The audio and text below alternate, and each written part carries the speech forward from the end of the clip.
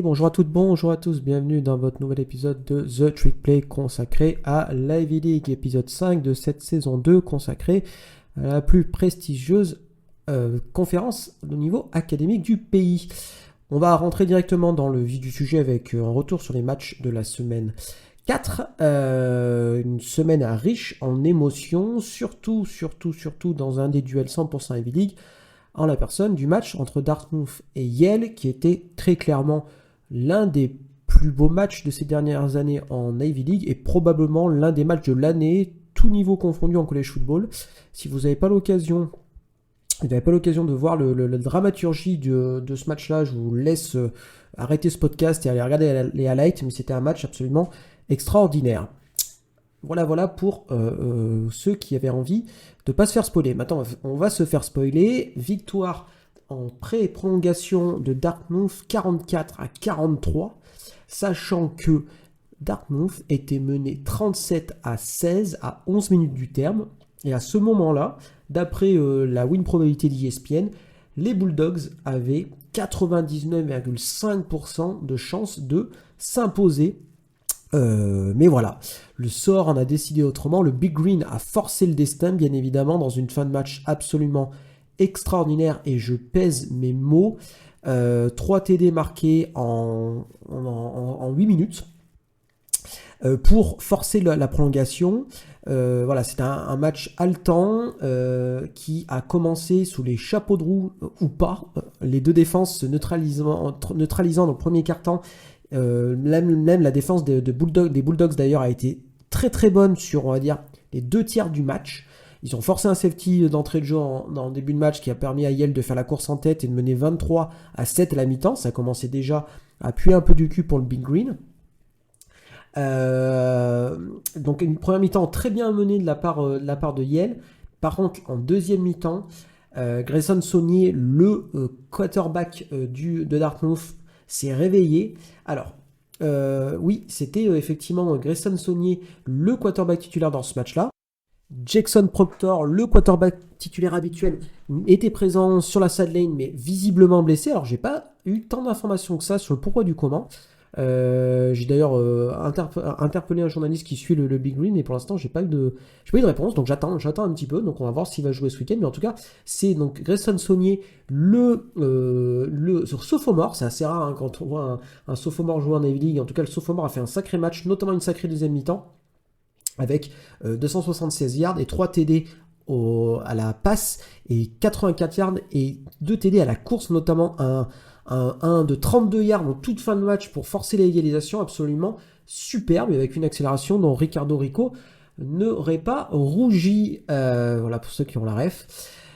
Quoi dire sur ce match-là? Que Yale a défendu quand même chèrement sa peau. Alors big up à Grant Jordan, le quarterback des Bulldogs, qui a pris les rênes de l'attaque depuis le match dernier contre Central. C'était Central, je ne sais plus quoi, contre ils ont joué Yale la semaine dernière. CSU, c'est quoi déjà? C'est Central Connecticut, pardon, j'étais plus sur la Central Connecticut, dans un duel du Connecticut, donc entre Yale et Central Connecticut. Voilà, donc nouveau QB pour Yale, Grant Jordan le senior, qui a fait un très bon match, notamment à la passe. Il s'est bien trouvé avec David Pantelis, 3 TD pour lui et 117 yards à la réception, notamment un de plus de 50 yards ou quelque chose comme ça, 62 yards même, pour être tout à fait précis.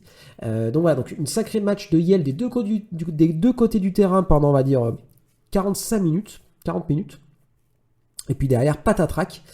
La défense a craqué totalement. Alors, on peut citer pourquoi la défense a craqué. Alors, plusieurs explications. Je pense que effectivement, à mon avis, c'est un petit peu multifactoriel. À mon avis, l'attaque de Dartmouth a quand même trouvé les clés en deuxième mi-temps. Donc je pense qu'il y a un bon travail au niveau du coaching staff pour trouver les choses qui marchaient.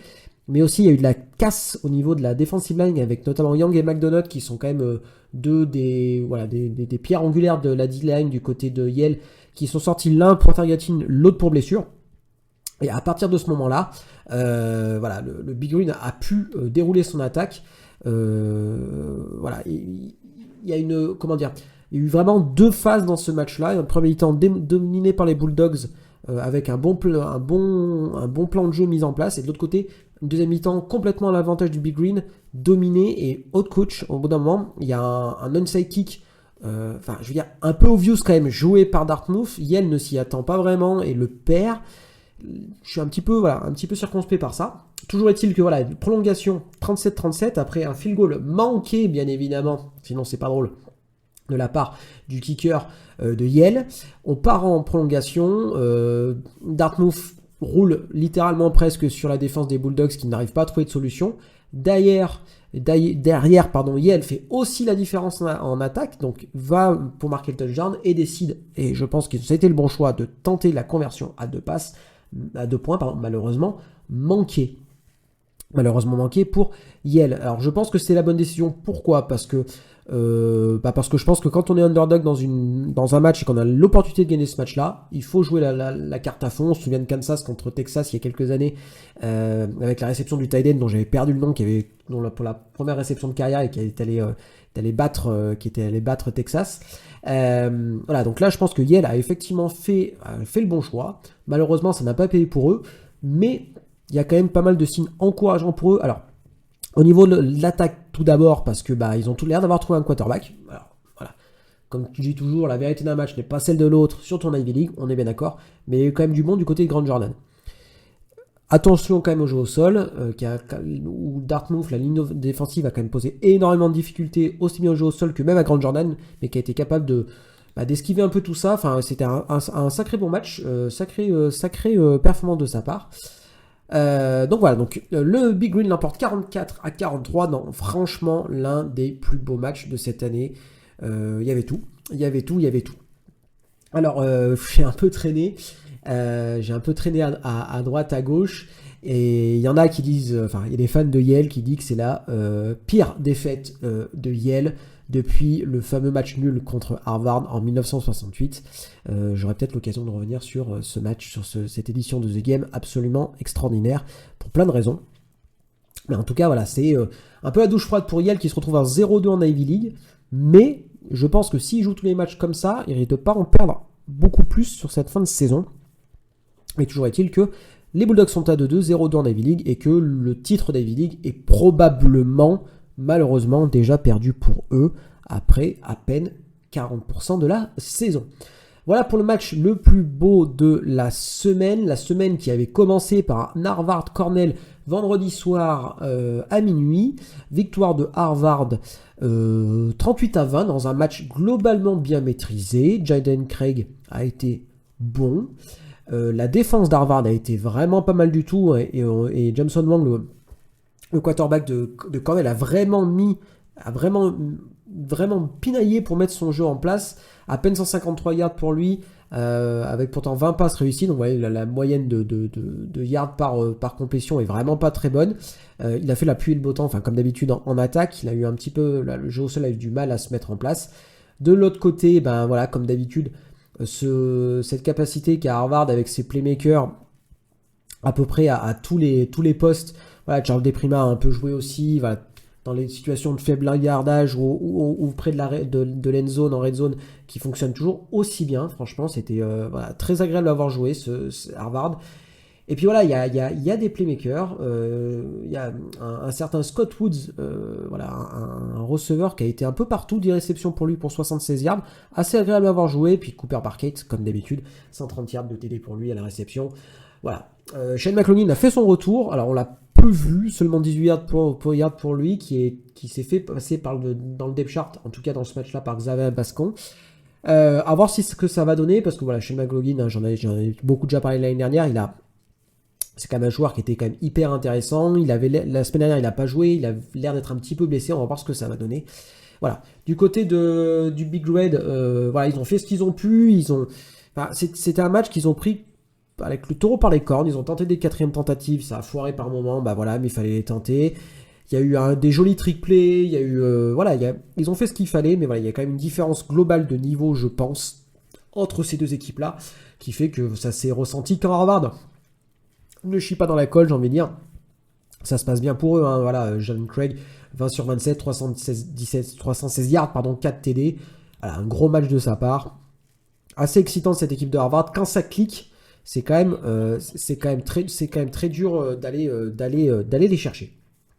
Voilà pour ce match-là. Harvard bascule à 1-1 en conférence, Cornell également. Et donc Harvard et Cornell restent dans la course. Alors Cornell, ça va être compliqué, mais cet Harvard-là me fait quand même énormément plaisir à voir. Et je trouve que c'est l'équipe dont le jeu offensif est quand même la plus excitante. Je trouve ça quand même un poil plus excitant de Dartmouth, pour être tout à fait honnête. Même si Dartmouth, il y a peut-être une défense un poil plus costaud. Alors, ils ont bouffé des points ce match-là. On va voir ce que ça va donner les matchs précédents. Mais voilà, l'attaque d'Harvard est quand même très agréable à avoir joué. Voilà, donc c'était les deux rencontres 100% Ivy League de cette semaine. Donc une rencontre pas sens unique parce que Cornell a mené quand même du côté donc, de Harvard-Cornell et un des plus grands matchs de cette saison de Dartmouth du côté de Yale. On s'y attendait, ça a été un superbe match. Alors, dans les 4 autres matchs qui ont concerné les équipes d'Ivy League, on a eu... en fait, pas vraiment de surprise. Les équipes qu'on s'attendait à ce qu'elles emportent l'ont emporté. Les équipes qu'on s'attendait à ce qu'elles perdent ont perdu, aussi simple que ça.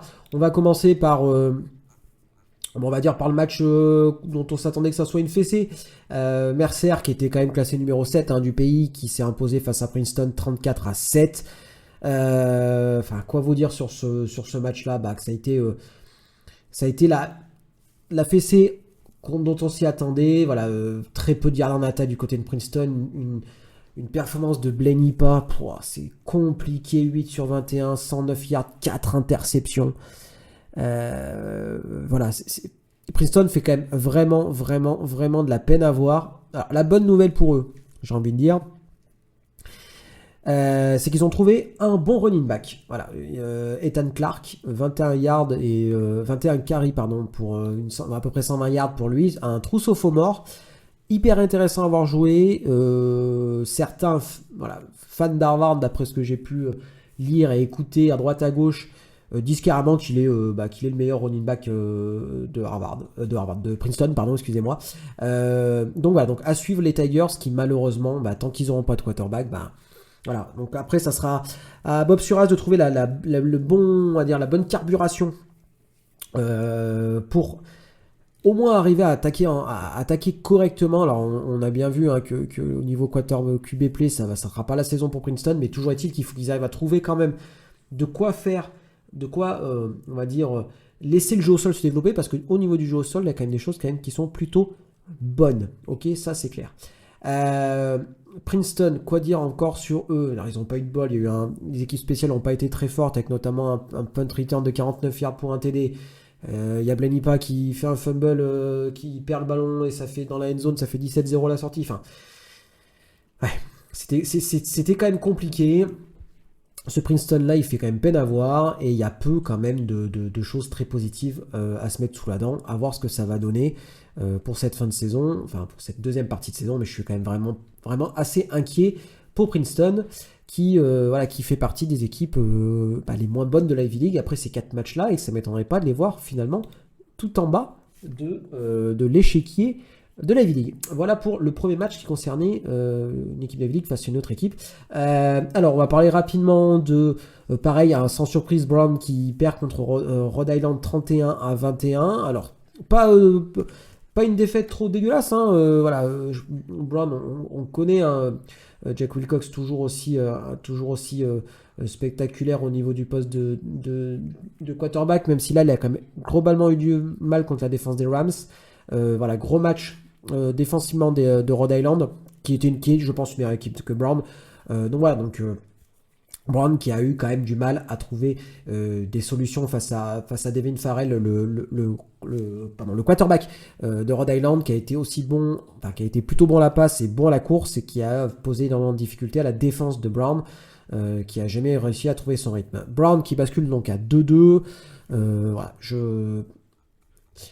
Capable du meilleur comme du pire. Je pense qu'ils ont un ceiling qui est pas hyper élevé, mais qu'ils ont un floor qui est pas non plus hyper bas non plus.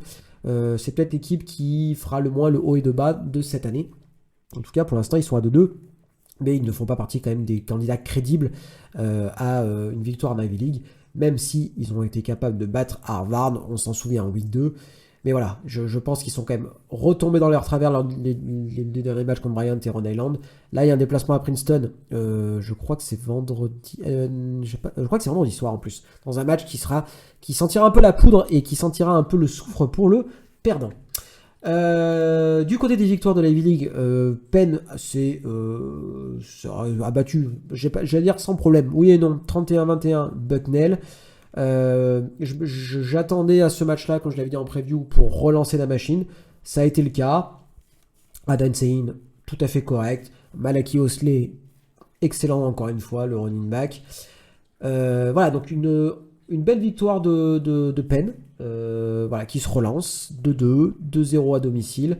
Maintenant, on va voir ce que ça va donner en Ivy League, qui ont déjà une défaite, je vous rappelle, puisqu'ils ont perdu la semaine d'avant contre Dartmouth. Mais voilà, moi je ne les mets pas de côté parce que deux défaites avec 9 points cumulés contre Delaware et Dartmouth, il y a franchement pire. Mais là, ce week-end, il y a un énorme match contre Columbia, on va y revenir un petit peu plus tard. Dernier match dont on va parler, c'est Columbia, voilà, qui s'est imposé tranquillement contre Wagner 24-6. C'était aussi le score à la mi-temps. Pas grand chose à dire sur ce match-là. Une attaque de Columbia, voilà, coup-ci, coup-ça, notamment à la passe. Chase Goodwin, le quarterback, a été assez transparent. Mais bon, Joey Georgie, comme d'habitude, un match costaud de sa part, 111 yards, un TD. Tranquille, une défense qui a tenu le coup. Voilà, donc pas grand chose à dire sur ce match-là face à on va dire une opposition vaillante, mais un peu moins talentueuse. Voilà pour les matchs qui ont eu lieu ce week-end. On est donc parti pour les matchs de ce week-end avec un premier match dans la nuit de vendredi à samedi à 1h du matin. Brown qui se déplace du côté de Princeton. J'en ai rapidement parlé juste avant. Voilà, malheur au vaincu. Est-ce que Princeton va être capable de trouver un quarterback qui est plus capable de donner des ballons à ses receveurs plutôt qu'au DB de l'équipe adverse? C'est ça la grosse question. Voilà, donc c'est du côté de Princeton. Princeton est légèrement favori, aussi bizarre que ça puisse paraître. Je vais donner quand même Princeton vainqueur. Pourquoi je vais donner Princeton vainqueur? Parce que je pense qu'ils ont besoin de réagir avec ce match-là. Il est quand même parfait pour ça. Un match de nuit, chez eux, avec un concurrent de la Ivy League qui n'est pas forcément une assurance tout risque défensivement. Donc moi j'y crois pour les Tigers que je vois rebondir. Voilà, à voir quel est le choix au niveau du poste de quarterback. Quel Blaine va jouer? Est-ce que ce sera Blaine Ipa qui va garder sa place ou non?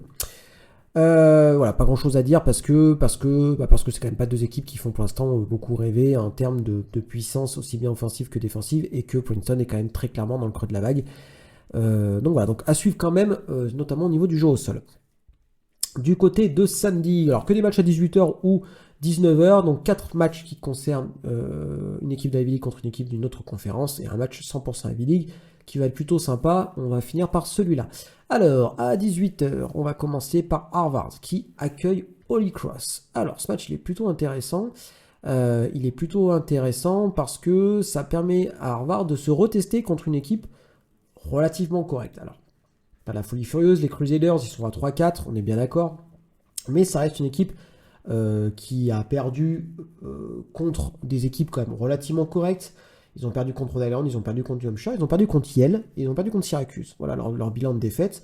D'un autre côté, ils ont battu facilement Bryant, ils ont battu facilement Colgate, et ils viennent de battre Fordham, qui est pas bon du tout. Mais voilà, c'est une équipe qui est globalement moyenne forte, on va dire ça comme ça, et qui, mine de rien, a en son sein un quarterback qui est quand même capable de passer correctement le ballon, c'est Joey Pesanki, pardon, oui.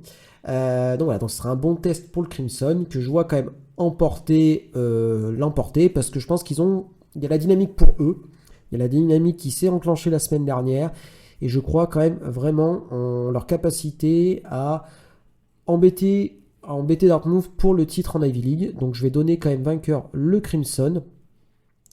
De façon... alors je vais regarder le spread. Le spread Harvard -5. Bon, je suis assez d'accord avec ça. Je vais donner le Crimson vainqueur de 1 TD. Voilà, à peu près. À suivre quand même Shane McLaughlin, voir si le running back va jouer, comment ça se passe. Même si voilà, ils sont quand même bien armés de ce côté-là. Deuxième match qui concerne une équipe d'Ivy League contre une autre équipe de notre conférence, c'est Yale qui accueille Lehigh, alors là pareil, ça va être un match intéressant pour eux, pour savoir où ils en sont un petit peu, parce que voilà, on a parlé de ce match contre Dartmouth, il va falloir rebondir, voilà, à voir si ils sont capables de trouver les ressources pour rebondir dans un match contre Lehigh qui est abordable aussi, hein, ils sont donnés légèrement favoris, les Mountain Hawks présentent un bilan de 3-2 depuis le début de la saison. Alors il y a deux défaites, mais il y a une défaite contre Army et une défaite contre Bucknell. Voilà, ça c'est assez surprenant parce que Bucknell n'est pas forcément un foudre de guerre. Voilà, les Mountain Hawks, pareil, capables du meilleur, parce qu'ils ont battu Princeton, on s'en souvient maintenant, il y a 2 semaines. Ils ont explosé Wagner en semaine 2, mais voilà, il y a une défaite contre Bucknell pas très sympa. Donc à voir ce que ça va donner. Alors je sais qu'ils ont un peu au niveau de poste de quarterback, c'est assez complexe à suivre d'après ce que j'ai vu, ce que j'ai lu, pardon, pas vu, mais lu. Voilà, donc je vais quand même donner Yale vainqueur s'ils sont capables de se remobiliser, parce que voilà, hein, c'est jamais, on n'est jamais trop sûr après les défaites comme ça. Comment on peut rebondir, hein, parce que voilà, ça fait jamais plaisir de prendre une saucée, on va dire ça comme ça. Donc voilà, donc après, je pense que on va dire, ça permet de se retester aussi. L'IA, c'est pas forcément une énorme attaque, ils sont dans le milieu du classement, on va dire, et ils ont une défense relativement poreuse aussi.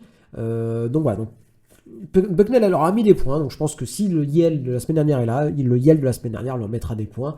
À voir maintenant Grant Jordan s'il est capable de faire des performances aussi intéressantes que celles de la semaine dernière. Alors peut-être pas aussi intéressantes, mais dans la même lignée, dans le même tonneau. Je vais donner Yale vainqueur de ce match-là. Troisième match, Central Connecticut, on en a parlé juste avant, parce qu'ils avaient été battus par Yale il y a 2 semaines. Il se déplace du côté de Dartmouth à 19h.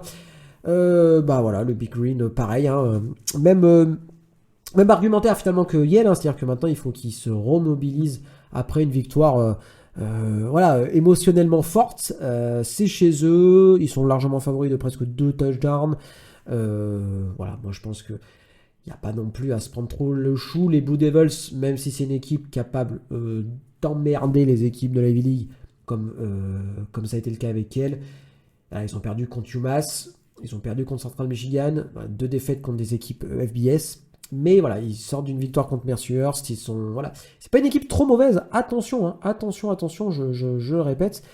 Donc c'est quand même un match qui peut être bourbier, hein, pour Yale, mais voilà, mais je pense quand même que ils sont capables de l'emporter, surtout si c'est un Yale, comme on a vu la semaine dernière, avec quand même un Yale. Enfin, il faut que ce soit le Yale de la première mi-temps, mais pas de la deuxième. Voilà. Pardon, je parle de Yale alors que c'est Dartmouth, mais pareil, en fait, comme l'argumentaire se retourne, c'est pareil, c'est le Dartmouth de la deuxième mi-temps, ça devrait y aller. Si c'est le Dartmouth de la première mi-temps contre Yale, ça risque d'être un petit peu plus compliqué. Mais non, je suis quand même bien, on va dire, confiant pour le Big Green qui devrait l'emporter quand même contre Central Connecticut. Cornell qui se déplace du côté de Bucknell à 19h. Alors ce match-là, je pense que ça va être compliqué pour Cornell qui touche un peu ses limites depuis maintenant 2 semaines. Pareil, c'est pas une mauvaise équipe. Mais je pense qu'au niveau du talent, c'est pas ça. Ils sont à 1-3 de bilan, donc ça veut dire ce que ça veut dire. Le Bison, qui sont quand même deuxième dans la Patriot League. Donc, je sais pas, alors je parle peu des conférences d'ailleurs de FCS. Il faudrait peut-être que je m'y attarde 2 minutes. Je vais m'attarder 2 minutes là pour parler un petit peu des matchs de la V-League. C'est qu'il y a beaucoup de matchs entre équipes de la V-League et contre des équipes de la Patriot League. Voilà, donc Bucknell. Lehigh, Holy Cross, tout ça, c'est de la Patriot League. J'essaierai peut-être de faire un focus, un de ces quatre sur les conférences FCS, pour vous donner un ordre d'idée des conférences majeures et mineures. Mais la Patriot League, grosso modo, c'est pareil, c'est une conférence qui est au nord-est des États-Unis pour faire large. Donc c'est pas des gros déplacements à chaque fois que s'imposent les équipes de l'Ivy League. Bon, là, en l'occurrence, c'est un match à domicile, mais voilà. Donc, le Bison qui a déjà rencontré en Ivy League Penn pour une défaite. Je donne quand même Cornell légèrement en difficulté sur ce match-là. Bucknell a emmerdé quand même un petit peu, plus emmerdé Penn que je l'aurais pensé, pour être tout à fait honnête. Donc voilà, donc je vais donner le Bison vainqueur, même si le spread n'est pas si important que ça, il est de que de -3 pour Bucknell. Donc voilà, Cornell malheureusement continuera sa saison un petit peu compliquée de reconstruction. Mais bon, j'y crois quand même parce que je trouve que le coaching staff a l'air de se battre par rapport à David Archer l'année dernière. Donc voilà, donc j'y crois, mais pas pour ce match-là. Dernier match, et c'est probablement le match le plus important de la V-League cette semaine, Columbia qui se déplace du côté de Penn. Match important, pourquoi? Parce que, mine de rien, Penn a perdu un match en Ivy League, donc voilà. C'est-à-dire que eux n'ont très clairement plus droit à l'erreur. S'ils perdent un deuxième match, je pense que ça va être compliqué pour eux d'aller remporter la Ivy League en fin de saison. Donc c'est un match un peu à la vie et à la mort. Alors Columbia est à une défaite, mais pas une défaite en Ivy League, donc ils ont un droit à un joker, on va dire. Mais je pense quand même qu'ils ont une envie, ils ont eu très clairement l'envie et même la capacité, à mon avis, d'être invaincus à la fin de la saison en Ivy League, au vu de ce qu'ils ont montré. Alors, pas tout le temps, pas dans tous les matchs, mais de manière globale, je pense que c'est une équipe qui est quand même relativement complète. Voilà, c'est pas une attaque de fou furieux, notamment la passe, mais c'est une défense tout à fait correcte. Et une équipe qui est emmerdante à jouer et qui se met au niveau de ses adversaires. Donc on va voir ce que ça va donner du côté de Penn. C'est vraiment un bon choc force contre force. L'attaque de Penn contre la défense de Columbia. On va voir ce que ça va donner. Penn est donné légèrement favori de 4,5 points. Je suis assez d'accord avec ça. Je vais donner Penn vainqueur parce que voilà, il faut quand même, quitte à me tromper, je préfère me tromper tout au long de l'année. J'ai dit qu'ils allaient remporter la Ivy League, donc je garde mon prono. Je pense une victoire de Penn, mais dans un match qui va être, je pense, serré et qui va être relativement sympa à suivre, sachant qu'il a lieu à 19h heure française. Sachant que le slate de 19h dans mes souvenirs cette semaine en FBS c'est pas dingo. Donc voilà, donc ça peut être sympa si vous voulez vous regardez ça plutôt que Miami, Louisville ou Nebraska, Indiana, qui sont quand même des matchs plutôt sympas quand même. Je vais pas non plus cracher sur la FBS. Mais voilà, ça peut être sympa à suivre. Le deuxième écran à partir de 19h. Alors je fais un petit aparté FCS de manière générale avant de finir cet épisode. Alors je sais qu'il y a Georgia Texas à 1h30 du matin, mais à 2h sur ESPN 2, il y a South Dakota State qui se déplace du côté de North Dakota State. Voilà, un bon gros derby comme on l'aime. Donc voilà, donc moi, alors pour être tout à fait honnête, je suis pas hyper hypé par Georgia Texas qui a peu d'incidence, très clairement. Alors, pas peu d'incidence parce que si Georgia perd, peut-être qu'ils seront pas en playoff. Voilà, peut-être, j'en sais rien, mais bon, ils sont 5e, ils perdent contre Texas, ils prennent pas une volée, ils vont pas descendre de 150 places. Donc pour moi, c'est pas un match qui a une énorme incidence sur la saison de college football. Alors, d'un autre côté, North Dakota State et South Dakota State non plus, ce match-là n'aura pas une énorme incidence puisque les deux vont être je pense, en playoff FCS. Mais toujours est-il que c'est assez rare qu'on ait du FCS sur les antennes de ESPN ou ESPN2. Donc voilà, donc pareil, si vous n'avez pas forcément envie de regarder Georgia Texas ou de mettre un deuxième écran à 2h du matin dans la nuit de samedi à dimanche, vous pouvez le faire. Et voilà, ça fait toujours un match sympa à suivre. Voilà pour l'Ivy League. Et puis voilà, un petit aparté FCS très rapide. Donc je vous répète, dans la nuit de vendredi à samedi, Brown Princeton, 1h du matin, ESPNU. Donc pareil, ça c'est assez facile à trouver le stream, ça c'est plutôt cool. Holy Cross Harvard à 18h sur ESPN+. Tous les matchs sont sur ESPN+, samedi. Donc Holy Cross Harvard, 18h. Lehigh Yale, 18h. Central Connecticut, Dartmouth, 19h. Columbia Penn, 19h. Et Cornell Bucknell, 19h. Voilà, je vous dis merci de votre écoute. Je suis désolé pour les petites bafouilles. Je vous souhaite une excellente semaine de college football. On se retrouve samedi pour le 1-2-6. En début de semaine pour les épisodes review de la semaine en FBS, de la semaine en Group of 5 et de la Ivy League. Et puis je vous souhaite un excellent week-end de college football. Bisous tout le monde. Ciao.